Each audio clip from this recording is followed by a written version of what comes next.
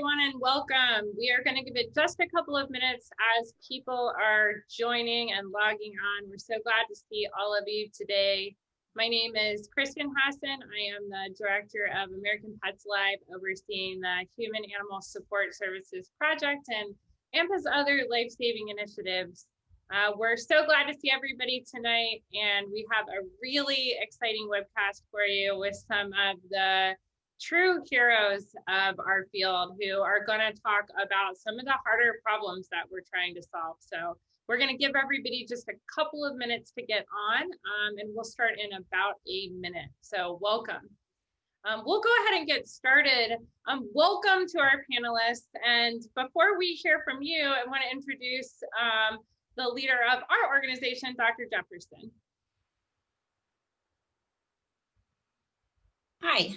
Thanks so much. Really excited to be here and talk about this subject because I think that it's super interesting and it's something that is critically important to our future in animal welfare and trying to move forward with progress. And so this working group is pulled together so that we can really dive into the things that hold us back as a industry. And how do we get past them so that we can be more successful in the future? And all of the working groups have a big problem they're trying to solve for. And the big problem that we're trying to solve for with this working group is thinking about it's sort of this magnetization back towards the old model. No matter what you introduce, there's this magnetization back to the old way. And we make incremental progress when we could be making tremendous progress without that magnetization. I don't know if I'm using the right word, but and as this group has unfolded, we've uncovered so many things that I think we're probably all aware of in this industry, and it's been so refreshing to be able to talk about them. And so I'm really excited to introduce this group and some of the leaders within the group that have contributed to these robust, really critically thought out conversations that I think are going to become hopefully a mainstay in our whole industry as we keep moving forward. Thank you so much, Dr. Jefferson. And now on to our amazing guests, Brenda Barnett, Donna Casamento, Brad Shear, and Sharon Harvey, all here to talk with us tonight. So before we get into the subject of how we move this movement forward, I want to introduce our members. So Sharon, why don't you go ahead and tell us a little bit about yourself and what brought you to this project? Well, I had myself on mute because I've got a foster puppy who's a foster in the background. Sorry. I'm the CEO of the Cleveland Animal Protective League in Cleveland, Ohio. And I have felt for a long, long time that we have been missing a lot of the message with what we need to be doing as organizations and engaging our community. And, if there's nothing positive about COVID-19, but I have to say, in my opinion, one unintended outcome that has been positive that's come from it are conversations like this and the Haas movement, where we can really look at what we're doing and rethink it. And I think this group had that big picture view, and it's been amazing so far. Thank you so much and welcome. Brad? I'm Brad Shear. I'm the Executive Director of the Potter League for Animals in Rhode Island. I'm also the Board Chair of the Association for Animal Welfare Advancement. And why did I get involved? I think, I'm really interested in animal welfare as a movement and the history and the future. And I think this is the only time that there's been a national effort to really change our entire model of doing business. We've looked at small ways of making changes, and this particular piece, sustainability, I think is the most interesting part because it really speaks to the big picture and how we think about the future, and not just is everything going to go back to normal after COVID. Thank you. Brenda?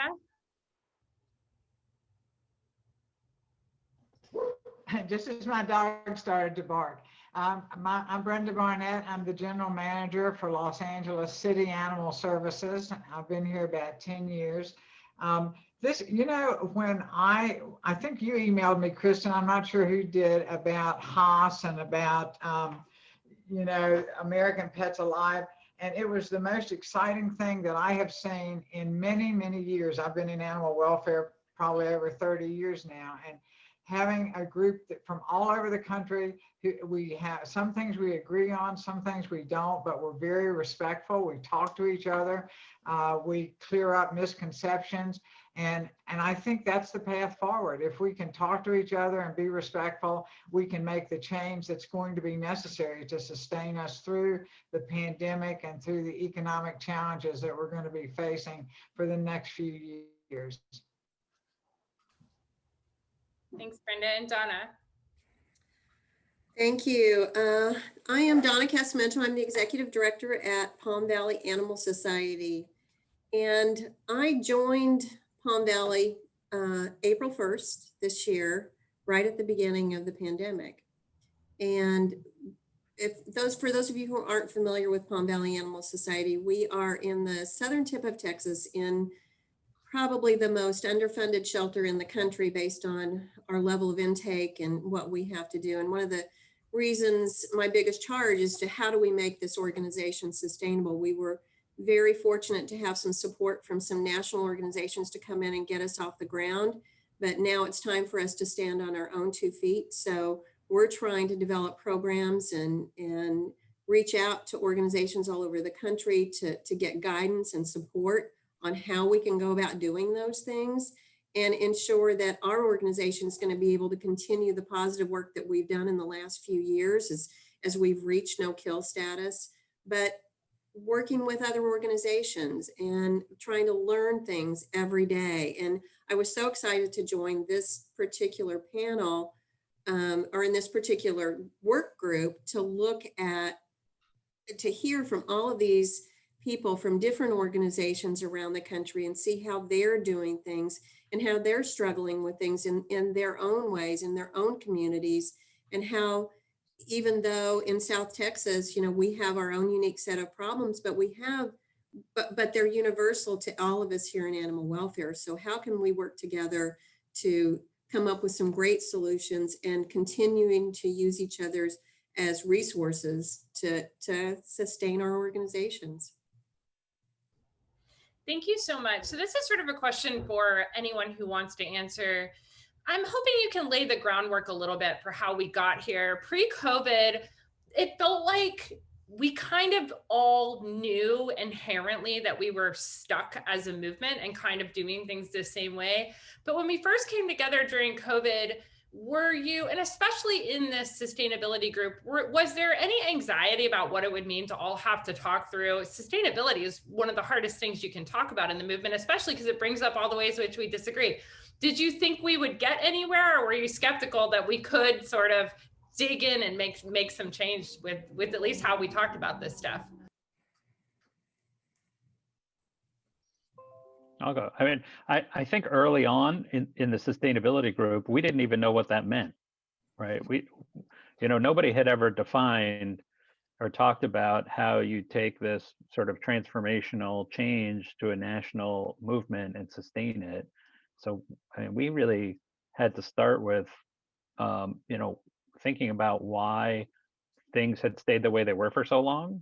What other kinds of movements had changed and been able to sustain them, and what are kind of the inputs that led to that sustainability. So I don't think we really, at least for me, early on, I wasn't thinking about could we do this or succeed or fail, because I don't think we had any idea how you make that work.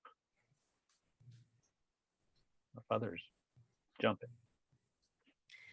in. My thought was, Well, go ahead. Sorry. Go ahead, Brenda. No, you go. Okay. No, you go. No, I'm just teasing. So for me, sustainability is a committee at the city of Los Angeles. So I thought, well, gee, if the whole city's doing it, I should be involved in this in animal welfare as well. It didn't occur to me that whether or not we would agree or disagree, I trusted the leadership team of this organization enough to know that they wouldn't let us really get into any really knock down, drag out battles, but it's been amazing. I mean, one of the things that happened for me is I had a misunderstanding about a type of animal welfare that a member of this committee was able to clear up for me. And I was grateful for that because I had lived for several months not understanding what I was even talking about. I just found that that more of it is about what we have in common than what we disagree on. And I wouldn't even say that even when we're disagreeing on things, we're still fundamentally agreeing on the fact that we want to save more lives. We want to help further our programs and do better and continue to improve what we're doing in animal welfare. So it's the commonalities that I think that make it such a dynamic group, and one that, you know, when I miss a week, I'm bummed when I miss a week because it's so engaging and the conversation is so helpful to me, and it's sort of that invigorating thing at the end of my week on Friday that I can come and listen to what these people are talking about, and even hearing the challenging of what we're doing in each other, and not challenging in a bad way, but challenging in a really good way about how can we maybe, you know, think differently. For those of you who are of a certain age, I remember a book years ago called A Whack in the Side of the Head that, you know, really made you just kind of go, oh my God, you know, why am I not thinking these new and thoughts in these different ways? Why do I get stuck down this one way? And this group has really helped me get a few whacks in the side of my head to help me move forward. Well, and I think for me, it was when we first started, I think we realized that we had really, this group, it felt like we had bitten off a really big project to handle. And like Brad said, kind of defining the direction we needed to go in and what we needed to talk about. And one of my interests for getting involved in the group was that just feeling that how do we even talk about sustaining something until we have defined what it is that we need to sustain and what the problem is? And I think a really amazing thing that happened in this group early on that launched us forward in our conversations and figuring out what we need to focus on was we ripped the Band-Aid off and we had some hard conversations about language and about differing philosophies. And it was safe. I mean, like everybody else has said, I look forward to these calls on Friday mornings. I feel like we are finally breaking through some barriers that we've needed to break through for a long time for us as a movement to come together and really make the difference we need to make in our own communities. Do we agree on everything? No. But it is so safe to agree to disagree. It's been so respectful. So, you know, the early time was just figuring all of that out. I feel like now we're really focusing in on where we need to go. Thanks, everybody. So you all have talked a little bit about sort of how big this topic felt of sustainability. You having spent so much time working in this field, what did you see as the barriers to achieving positive, sustainable change? Like, what were you most worried about overcoming?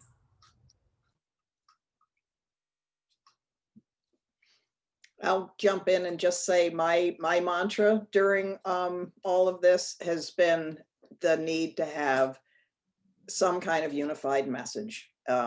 Is that unless we know what it is we are trying to convince our communities and our governments to support, what we envision as a movement our role to be, if we can't articulate that, then we're not going to be sustainable.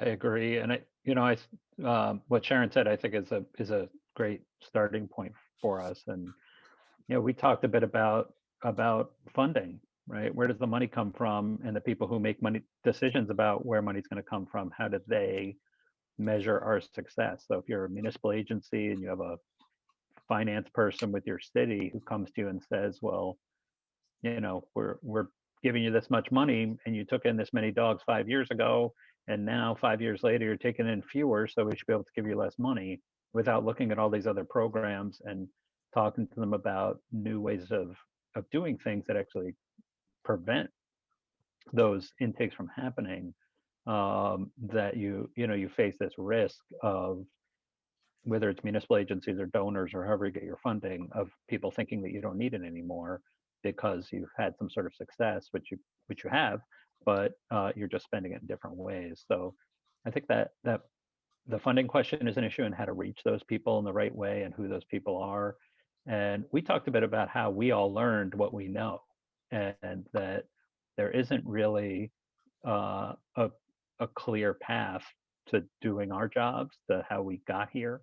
And that people coming in the future, we want to provide them with a way to start from the point we're at, instead of having to just sort of, Google something and see which result comes up first, and that's sort of what you find out. That we need to find a way to better introduce people to the work we're doing. Gina. I think that's a really good point, Brad, because I think creating change within the community, whether you're talking to your funders or whether you're talking to community members, I've learned much softer ways to explain things. And maybe it's because I've learned what the core root value is of whatever I'm explaining. But I think being able to take it back home, whether it's to the funders or the community, has been really helpful. I think that the makeup of the panel, or the work group, has been interesting, because we've got people like Brenda, who works for a municipal agency, and we've got others who work for nonprofits, strictly nonprofit.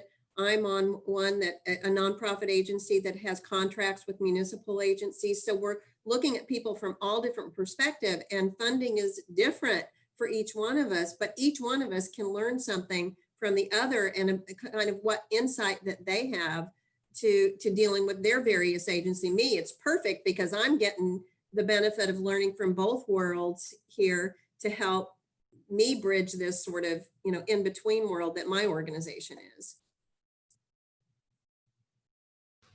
We have a question from Gina Knapp, who's another well-respected leader in the animal welfare field, who says, "Amen, Sharon, a unified message has been lacking in this industry. What will it take to get nonprofits and government shelters to unite? What can we do to stop fighting one another?" Join a Haas work group.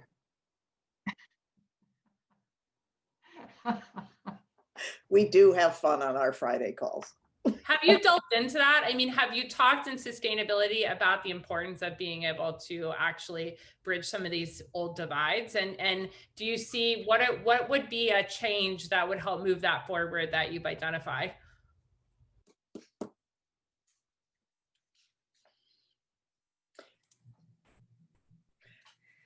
I can't really, I don't know how to answer your question specifically. I can only tell you how it helped me.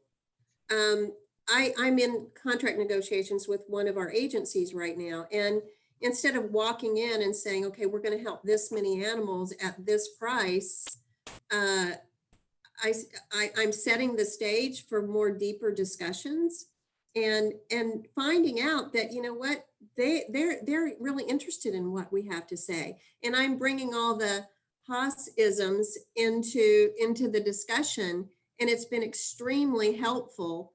And so as who was it that said I'm Haasing it in all of my in my meetings with my municipalities, and it's working.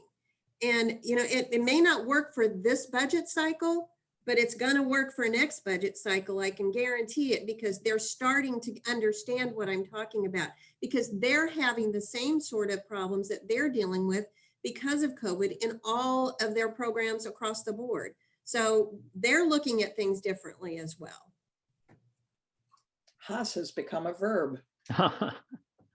I think, I come off of our calls, and I think there's this great conversation happening with us who are spread around the country, but I know that there are communities that have multiple organizations, municipal and nonprofit, and who don't work together or don't communicate well or effectively, or have these long histories of problematic relationships. And it's disappointing to think about how much better those communities and animals could be served if organizations work together. And I think that's got to be an essential piece of sustainability. If you start doing implementing this model at one organization in a big city that has 3 and you're the only one doing it, you're going to have a lot of trouble with that messaging and the consistency and what the expectations of the community are and how they understand animal welfare. And I don't know that there's a clear path with every one of those relationships. There's no steps you can follow other than start with yourself and think about, have I contributed to the issues around this relationship? And they're usually personalities. So can I be the one to initiate the conversation to try to start working together better? Because I don't think it's going to work long term for organizations to continue fighting. It just takes too much energy to not be talking to each other. And we've shown in this group that you don't have to be from the same background. You don't have to speak the same language or talk about the same things, because ultimately we're really all trying to do the same thing. So put any controversies put aside. You can talk about all that later. That doesn't have to be the first thing you discuss. I think I'll just jump in and say we just have to be willing to talk to each other. We have to, I mean, kind of bygones, is get in a room, talk to each other. When I started in animal welfare a while ago, nobody, I came out of healthcare, and the dog wardens didn't like the humane societies and vice versa. And there was kill and no kill, and that was all bad. And we just got in a room together. I just said, I don't understand all of this, and invited everybody into a room. Those meetings have been going on for 16 years now. And we have become a support system for each other. So I just take a chance, and we're all people, get in a room, talk it out, and understand we're all in this together. Did you buy him lunch, Sharon? I find that's an Yeah, important. but I do. I provide lunch. Yeah. Not drinks. We don't do drinks. Do you think that animal welfare will ever become sustainable if there is not a change made in how it is funded? I mean, that seems like a huge challenge to the field, especially for large, high volume shelters with very small budgets. Has the sustainability group talked at all about funding and other measures of success that would help us know that we're creating a more sustainable industry? Yeah, we've talked a lot about that, and really trying to understand the drivers of budgeting and funding for animal shelters and animal services, and so that we can hopefully impact it in a positive way. Right now, it's pretty clear, and I know there's a budgeting working group that's separate from this group, but it's pretty clear that there's not really a standardized way to fund shelters or animal services. And this goes back to the importance of having that collective voice, because if you think about how numerous we all are and how much momentum we could gain if we were all asking for the same thing, if we could standardize that in some way that is amenable to everyone, then that just opens up the door for a more effective dialogue with government leaders. And especially as we're tying in the work we're doing with people, I think that automatically elevates the importance of funding animal services, because it's helping people. There's a cost avoidance down the line. There's so much we could do, but right now it's a huge problem. And it's, everybody on the call has different funding perspectives, and probably none of them are good and sustainable.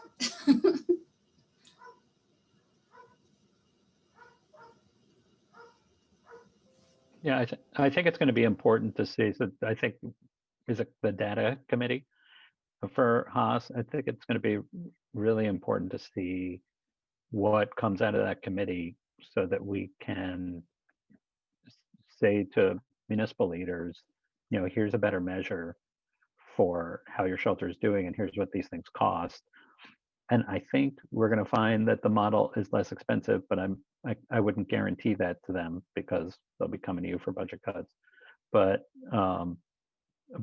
if we can be more consistent about data, and the industry has a history of doing that, right? We're kind of, it's one of the, we're not great at it. It's one of the things we've done better at. Things like shelter animals count have become pretty widespread, and having sort of a standard data collection method for the ins and outs of the shelter. So it's something we have a history of being able to do to consistently to present our data in a consistent way. So the question is, what are those data points? I'm not sure we know that yet, but it's going to be important to be able to go to municipal leaders because they talk to each other.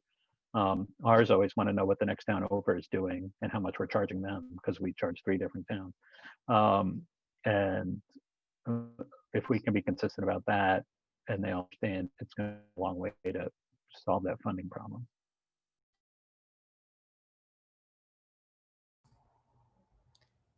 How about these? So, I mean, one of the challenges I think that we have to really grapple with, and Gina has commented in the chat about it, is that we have so many of us working together, and Haas has 600 industry experts working together. It has 40 pilot shelters, and every day we have 5 or 6 organizations that want to join to get support. I mean, the amount of organizations that want support, that want to be part of this collaboration is somewhat overwhelming. Yet, how do we bring as many organizations and people into the fold, knowing that there's something like 3,500 shelters around the country and many people don't have access to this resources? What do you think we need to do as an industry to change that, to widen the net of who can be involved?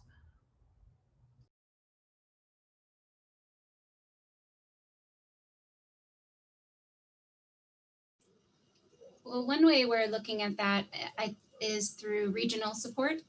And so I think one of the benefits of the Haas model is having the tier 1 and tier 2 organizations that are at the forefront of piloting this. And then those groups can serve as regional ambassadors to their regions to help bring people in that maybe don't have time for the Zoom calls every week or aren't able to participate in the way that we all have been. So that's one way. I know there'll be a lot more, but and I don't know, Brad, if you wanted to talk about just trying to help create some pathway forward for training and onboarding. Yeah, I mean, I think the people closest to you are going to be the most helpful. I think the regional approach is important because, here in New England, everybody thinks they're different, and we are at a different point than a lot of the rest of the country in terms of our intake of animals locally being very low. So a lot of people here look to people near them to see, well, does this make sense for us because we're different? And I think you have the opposite end of the spectrum where you have communities, some large municipalities that are especially challenged and think, well, we're too big and our intake is too high and we can't shift to this. So I think those cohorts of organizations experiencing similar things is going to be helpful.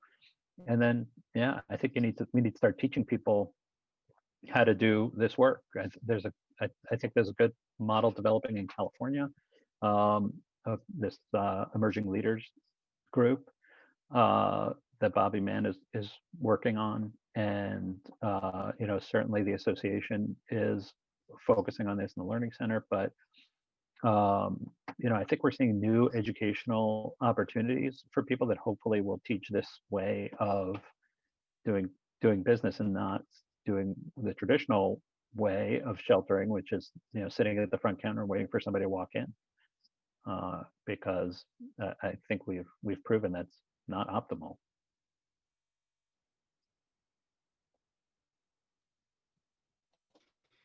Right, Brad, you mentioned the California group, and that really is a good group. Gina's involved, who's over on our chat side today, not on screen. But, we get together and we continue the conversations that we do in many of the Haas meetings and of the Haas working groups. and share that with people within our own state. And I do think it's really helpful. We do some partnership with UC Davis. They have a group of their own, but they are part of this, and they also come to Haas meetings. The Cal Animals is our California group, and we all just mix it up and get together. But the guiding topics are usually the way to Haas it.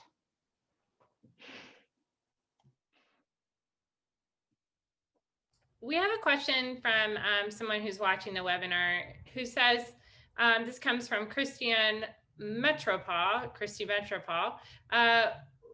For people new to this movement, what are the elements of sustainability besides fundraising and language?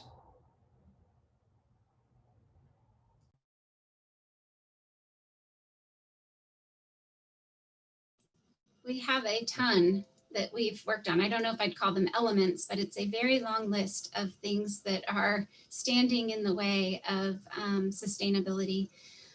Some of them are around the industry toxicity. Some of it is around the current laws that are in place that, when we talk about budgeting, we do need to recognize that a lot of it's tied to what the government has to do from an enforcement and legal perspective. And if you look across the country, one of the projects we're working on is actually gathering those laws so that we can have a better understanding. So we're not talking anecdotally like I am right now, but I think that we're going to find that a lot of them are rooted in the very long time ago way of animal services, such as having a preponderance of time spent on how to euthanize animals for population control, picking up animals that are running loose, citations, all of the things that are we're really working against with Haas because we're trying to move to this model that is really trying to match up what government services is doing to what the public actually wants and expects out of government services. And so by having these old laws way back when, we're not able to pull ourselves up and raise our baseline of expectations away from those that's what I meant by the magnet. We have these magnets of things like laws that are governing how we operate, and until they change, we may never be able to get out of it. We may never be able to really serve the community the way that it needs to be served, that it wants to be served, I should say. So there's a lot. I'll find my long list, but somebody else can add. I think we also talked about the talent pool, and that for sustainability, we do need to make sure that we are not only really working to develop the leaders who are already potential leaders already working in animal welfare, but how are we identifying a pipeline of new leaders coming into animal welfare, and what do we need to continue to do from a training and education and development standpoint. And I think we have, as a former association board member, doing a great job, and as are some other, obviously this group, amazing. So we just need to keep going down that path and identifying new, fresh talent and that enthusiasm and commitment to think, I hate it, but outside the box and move us forward in a much more relevant way. You brought up something I think is really important when it comes to talking about sustainability, which is that we are trying to develop new leadership in animal welfare. They go to work in particularly government-funded shelters, and it is brutal. I mean, it is many people who come in survive less than a year. They leave in a really, it's really harsh coming in, harsh exit sometime. And they're up against the community. They're up against the pressures of working in a large nonprofit or a government agency. How do you think we need to change how we are training, mentoring, supporting leadership, and that includes each other, in order to create more sustainable work for leaders in this movement?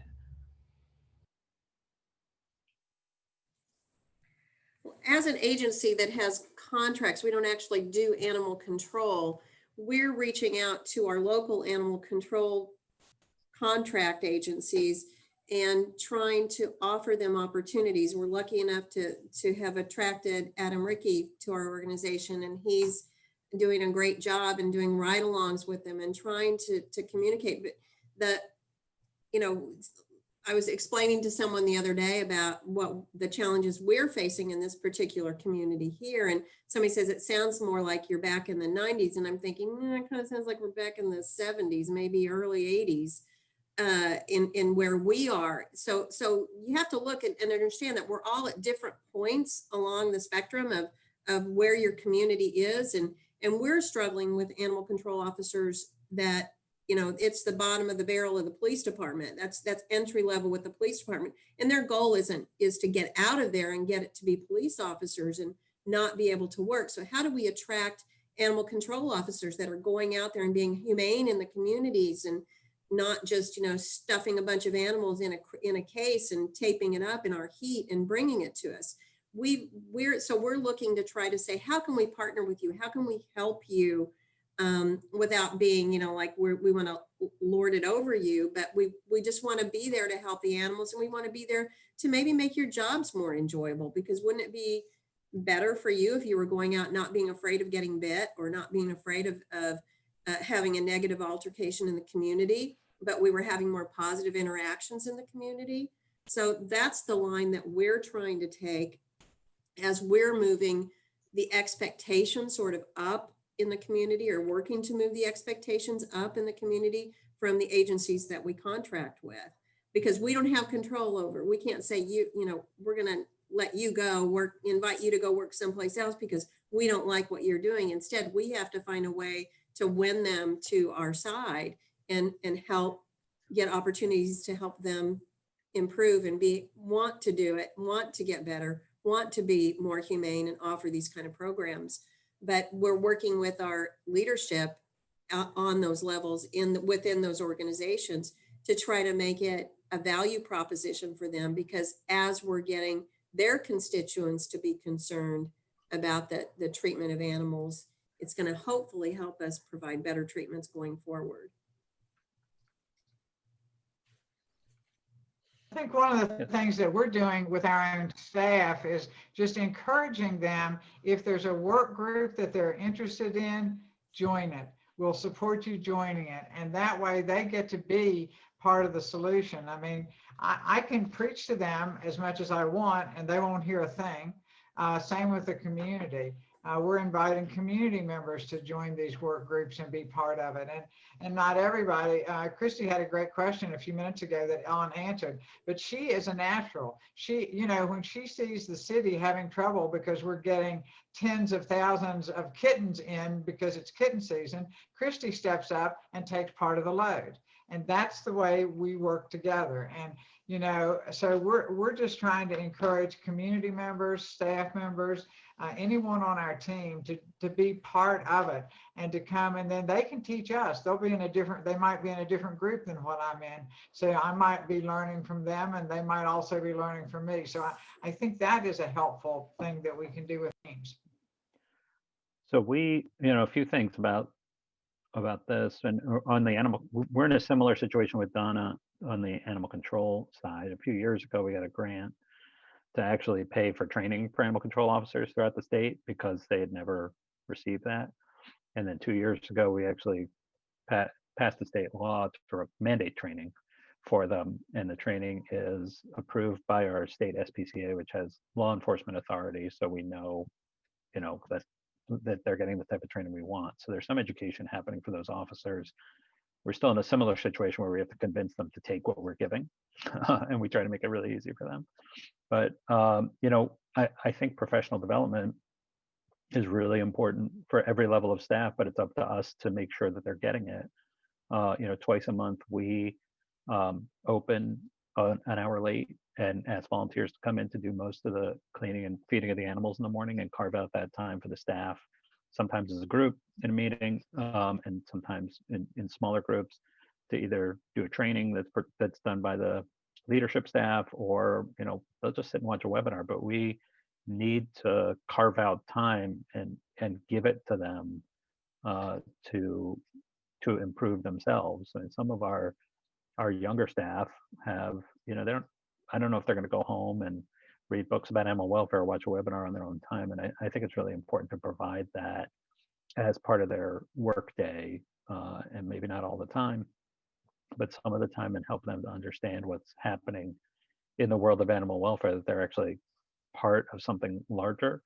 And there's science behind what they're doing. Our veterinarians do trainings, our development director does trainings, our behavior manager does training, and then there's so many free resources out there now for information about our industry online, and people are used to doing things this way, that I think all the staff needs, all you have to provide them with is minutes in the day, right? And that's valuable for us, but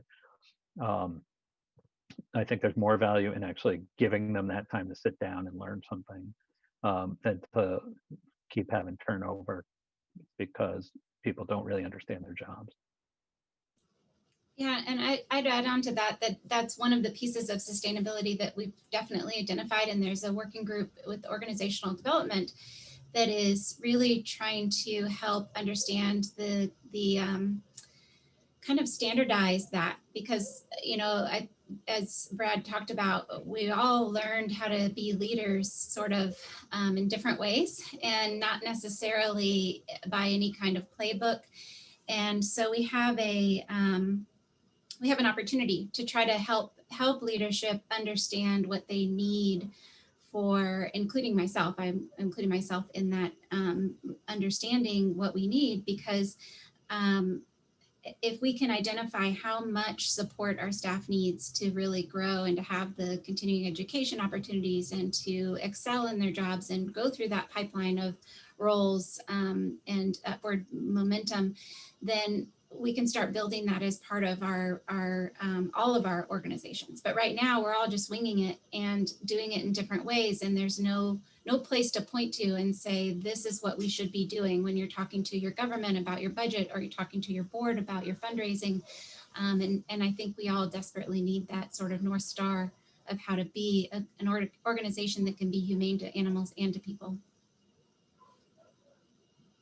Yeah, and I think you mentioned boards in the context of fundraising, but I think our boards are another group that it's really essential for us to educate if they're setting long-term strategy for the organization.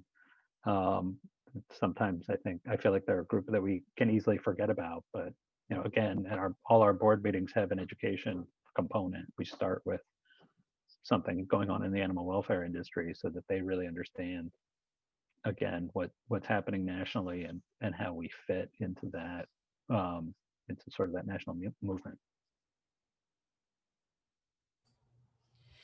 I would be remiss if I didn't ask about increasing diversity in animal welfare. I think it's a critically important topic, and we've been having, even the last several weeks in many of the Haas working groups, I think that we are, for the first time, collectively grappling with some of our history that has resulted in predominantly white leadership in animal welfare, and that people have been excluded from the field. And knowing exactly how to move forward, I think that the conversations are important, but it seems critically important that we have increasing diversity on our mind. And whenever we're thinking about sustainability, how has that played into the conversations that you've had?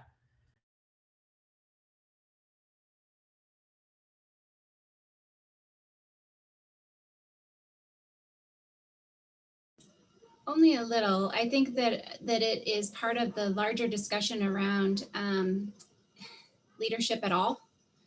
And we're an industry that is, I don't know if this is true or not, but it seems like we're kind of dying out. The leaders are, if people retire, then there's not necessarily people behind them. And so how do we one, make the industry attractive enough for anybody to want to be part of it, but also inclusive enough so that everybody can be a part of it? And I think that we need to, all of that points to all the things that are preventing sustainability.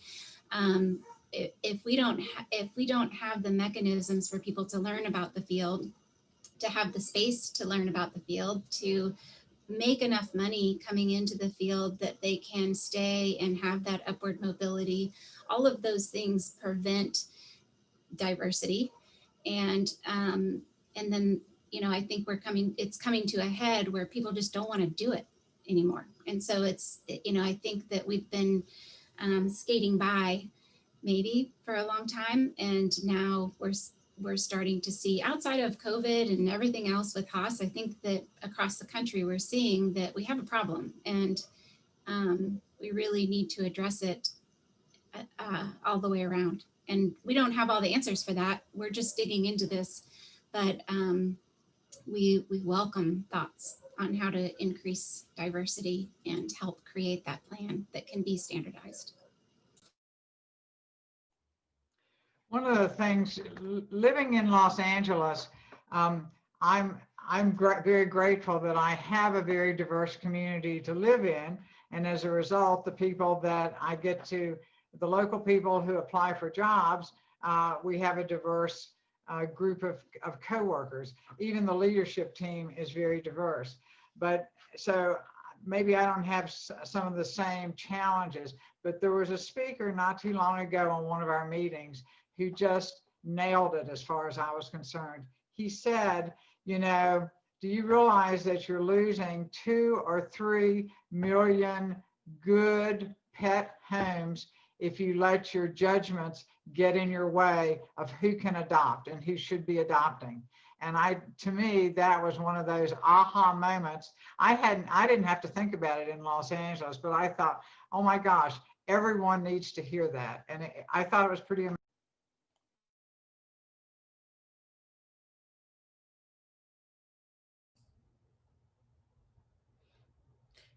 So as you move forward, one of the things that's happened, we are about 9 months into this project, and we've been creating so much, and we're in the process now of taking all of these conversations and turning them into things that are actually usable for people.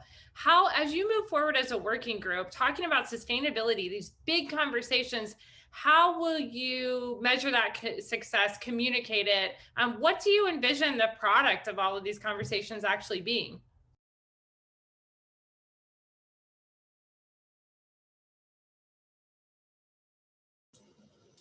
Somebody, Brad. Oh. Well, I don't know. We're thinking about writing a book. We seem to delegate a lot to other working groups. I think that we compile. But yeah, I mean, I'm only half joking about the book, because there's going to have to be something like that, a reference that people can take from it. I think we had a discussion about just, is it a slide deck where it says, here's how this works, and anybody can present it. Like, I did a presentation for my board that I kind of put together, but it's a little hard, to bring all this together just to say, I've been spending time on this. You should know this is something I'm doing. And if we really want to have a concise and consistent message that all of us are talking about, it's probably some tool like that where I can go to a staff meeting or a volunteer meeting or a board meeting, and imagine if everybody doing that around the country who's involved in this, those 600 people, all had sort of the same 30-minute slide deck about what we're doing. That goes a long way towards having a consistent message. So, I mean, in my mind, it might be something like that. What exactly that says, and make it easy for people to present and just give it away. I think we all start speaking the same language and focusing on similar things. So I would like to do that. Sharon's going to work on it, right? Well, and I mean, I think Brad absolutely nailed it. It really is. It's a kumbaya moment until we can figure out that. we're not going to move this forward. It's not going to be, well, that's very bleak. You know, we will move forward. We have moved forward. We have made progress over the years, but I think to get to where we all really want to be, we've got to break out of the silos and just figure out, you know, what it is we need to message. Melanie put something in the chat about consistent internal and external messaging. And that, I think, is something that we can work on contributing, is what are those words we're going to start using that are not only going to engage us internally, but that are also going to engage our communities and our governments externally. Yeah, and we've talked about working with the different municipal associations where we can potentially provide through the work of the other working groups. Brad's not kidding about delegating, but what this group can really do is pull that information that's coming from the other working groups and put it into a concise piece of information that we can share then with governments directly and help give them a guidebook for sustainability. In the few cities that I've participated in government higher than the shelter government level discussions, they don't know what to do. They have no idea how to fix the problems that are in the shelters. And so I think that there's a real hunger for just something that helps to organize the information in a way that is digestible and doable and evidence-based, that's coming out of all the work that the working groups are doing. So we hope to have some sort of manual like that can be shared, and maybe even a white paper, but we'll see. And I think the dream is that, you know, Donna is talking to one of her municipalities she contracts with, and they come to her and say, we should be doing this Haas thing, right? That would be the dream. Yeah. And that municipalities start talking amongst themselves and learning, because they do this too, just they have a different circle than we have. And we need to sort of penetrate that circle and get them to tell each other that this is the right way to be doing business. Okay, so we are getting into the final minutes, so we're going to enter speed round and get a few more important questions in that I know we really want to hear from you on, but we only have a few minutes. So the first one is, there was a question from someone watching about managed intake, but I want to broaden that and say that we have trained our communities for many years to do things like bring all the animals to us no matter what, that certain people are irresponsible and shouldn't be allowed to own pets, that animals should never be living in communities. Do you think that part of sustainability involves kind of collectively retraining or re-collaborating with our communities to change those societal norms that we have? This is a really quick one. Yes. Yeah, I mean, I think we are, as a movement, we're participants in demonizing people who commit crimes or do anything at all that seems negative towards animals, when often those are people who actually just need help in some way, and sometimes we got to them too late, and we're going to have to work on undoing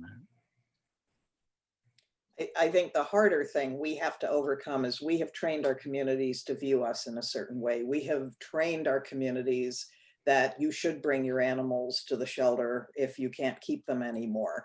And yes, if you have no other options, you absolutely should. That's why we are here. But first and foremost, if when we're adopting animals out of the front door of our facilities, and we're saying to people, you're committing to the life of an animal, they're a family member. And then at the back of the building, we are in our intake areas, and that's our building, you know, we're saying, sure, bring the animal in, no harm, no foul, we'll find it a new home. Totally conflicting philosophies and messages. So we need to bring that together. And I think that's what managed admissions does, is we start to engage pet owners in being a part of the problem, not the problem, the solution to where their pet should go if they can't keep it anymore. And we are there as the safety net. Yeah, all of us looking at programs like Home to Home and and those through Adopt a Pet that are, really great opportunities for us to help people take more responsibility in rehoming animals. And so having those conversations with people and trying to break down the judgment from them of just saying, oh, you're a bad person because you're wanting to surrender your pet. But, here's some ideas. I know you've probably been trying. We're not your first stop. We're your last stop, and we appreciate that. But we need to support you along the way to help you with other opportunities and solutions and give them some ideas. Yeah, and a lot of that, just piggybacking on what everybody said already, we have a lot of work to do to help build out the resources that are in all of our heads on how to not take an animal to the shelter. We haven't shared that with the community. We have basically, to Sharon's point, the answer has always been bring them to the shelter. And so we have a lot of work to do there by just exposing what the ecosystem is of what the options are people can choose already. And then we need to have a better managed intake, I think is still in its baby form. And we really have the opportunity to triage intake in a way that makes sense and really shelter the animals that really need it, whether the person really needs it or the animal really needs it, and have a transparent way of making those decisions so the community can fully understand that, and it doesn't feel like it's behind a closed door decision of whether you're lucky enough to get in or not. So I think we have a lot of work to do, but it all points towards the shelter really serving as that safety net and that true shelter, and not just being the catch-all. And I think this goes back to the importance of really training and taking care of the frontline staff, those people who are the newest and often the lowest paid, and the ones who don't get as much access to training as we do. And as you make this shift, like Sharon said, the community doesn't know, has a way to relate to us. And now we're making a change that not everybody knows about. And we're trying to change the way we do it. And they're going to be on the front line of having those conversations. It's not going to be me. I mean, some people are going to call me when they're really upset or really happy, but usually you're not just regular people who are calling for services. It's going to be those frontline people. And that's going to make all the difference for how this is accepted, is that one-on-one interaction that person had with the people who we often forget to train or don't invest enough time in taking care of, and making sure that not only do they know what to say, but they really understand the big picture and why they're doing it. Okay, so we have 30 seconds for each of you to answer this, but it's an important one. If somebody's watching and they're feeling alone and worried about COVID and worried about their shelter and worried about funding and like they don't have support, what do you want them to know? Like, what words of sort of comfort or hope do you have for them about the future of animal sheltering if Haas is successful and we actually do this? Go. Really? I would start with getting on. You can get on these calls. There's a Monday call and a Friday call. Rory can probably. I'm going to put Rory on the spot to post something in the chat about that. And for the association, if you go to the association's website, there's a list of all the membership.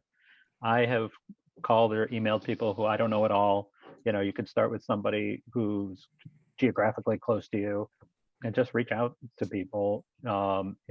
Usually it's about some program that they have that I'm interested in. And I've always found people in our industry to be really incredibly open to talking to other colleagues.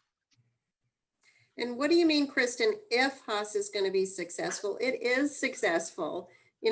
Just from the fact that we are able to have these kind of discussions and conversations, and we're learning so much every day from each other. If Haas is a verb, we've made it, and we're going to be getting out there into the world everywhere. And it's just a matter of time, but don't be afraid to ask. If you have questions, if you're worried about where your organization is going, pick up the phone and call any of us, or, I'm saying pick up the phone, or, get on a Zoom meeting with somebody. I know that's one of the great things that I've gotten out of this, is just how accessible everyone is. Whether we're in California or Texas or anywhere else, we're all one community, and we really all do want to help each other.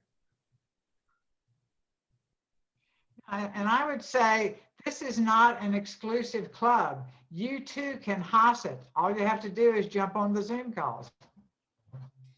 Yeah, and I think Bobby or Rory can probably share that link too. And Shelly from Maddie's Fund shared community conversations. There's so many Facebook groups. Best Friends has some. We have one with the American Pets Live Shelter and Rescue group. Support page. There's places to go that are online and in written form. And I think the sentiment I would just end with to keep it short is you're not alone. We're all in the same boat, it turns out. And by having these communications across the board, we're figuring that out maybe for the first time, which is awesome. Just opens the door wide up for community and communication. And I can do mine in 10 seconds.